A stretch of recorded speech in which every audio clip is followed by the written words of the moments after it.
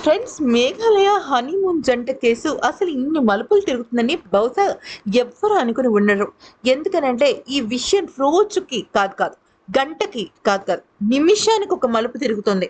అసలు ఈ అమ్మాయి గురించి కానీ, కేసు గురించి కానీ, అసలు ఆఖరికి ఈ వ్యక్తి అంటే రాజా రఘువంశీకి సంబంధించిన అంటే తను చనిపోవడానికి ఉపయోగించిన ఆయుధాన్ని చూసినా కూడా షాకింగ్ నిజాలు బయటకొస్తున్నాయి.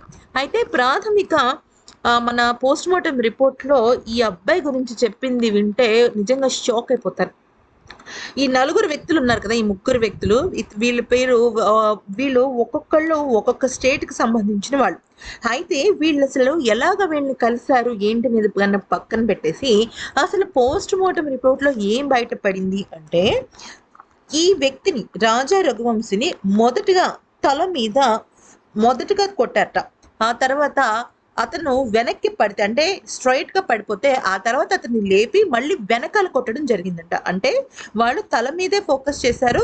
చనిపోవాలి అని చెప్పేసి తల చుట్టూనే వాళ్ళు చంపడం జరిగింది.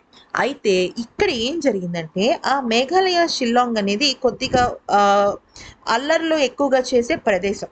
అయితే అక్కడ ఎక్కువగా దావ్ అని అంటే ఇప్పుడు మనం మామూలుగా చెట్లను కొట్టడానికి గొడ్డలిని వాడతాం గదా! అక్కడ చెట్లను కొట్టడానికి, వాటిని కొట్టడానికి దావ్ అని ఒక ఆయుధాన్ని వాడతారు. కానీ ఇక్కడ మనం చూసినట్టయితే ఈ దావ్ అనే దానికి సంబంధం లేదు. అంటే అక్కడ తయారైన ఆయుధం అది కాదు. పోస్ట్‌మార్టం రిపోర్ట్‌లో ఏం బయటపడింది, ఫోరెన్సిక్ వాళ్ళు ఏం చెప్పారు అంటే, వీళ్ళు ఏదైతే అక్కడ పొడిచి చంపారో కరెక్ట్‌గా దానికి దాదాపుగా ఒక 2 కిలోమీటర్ల అవతల్లో ఒక ఆయుధం పడి ఉంది. దానిపైన ఈ రాజా రక్తం అయితే ఉంది. అయితే ఆ ఆయుధం ఎక్కడి నుంచి వచ్చింది అంటే అస్సాం గౌహటి నుంచి వచ్చిందనమాట. అయితే గౌహటిలో మామూలుగా ఈ ఇనుప సామాన్లు తయారు చేస్తుంటారు చూసారా? అటువంటి లోకల్ వ్యక్తికి సుపారీ ఇచ్చి తయారు చేయించిన ఒక ఆయుధం అనమాట. ఒక కత్తి లాంటిది. అంటే చెట్లను కొట్టేదానికి ఎక్కువగా ఉపయోగిస్తూ ఉంటారు దాన్ని. మనం సాధారణంగా గమనిస్తుండండి, గడ్డి కోయడానికి ఒక రకమైన కత్తిని వాడతాం. అంటే సాధారణ కొద్దిగా వ్యవసాయ కుటుంబకు సంబంధించిన వాళ్ళు ఇటువంటివి ఎక్కువగా చెప్తుంటారు.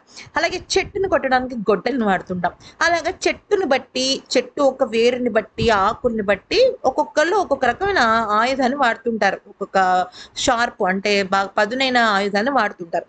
అయితే ఈ వ్యక్తిని చంపింది మాత్రం అక్కడ షిల్లాంగ్‌కి సంబంధించిన ఆయుధం కాదు. అస్సాం నుంచి గౌహతి నుంచి తెప్పించిందనమాట.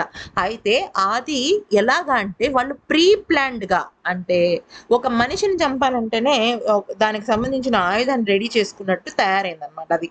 ఇవి ముగ్గురు వ్యక్తులు కూడా చాలా అంటే చాలా దుర్మార్గుల్లాగా కనిపిస్తున్నారనమాట. మరి ఈ వీడియో గనుక నచ్చితే లైక్ చేసి సబ్స్క్రైబ్ చేసేసుకోండి.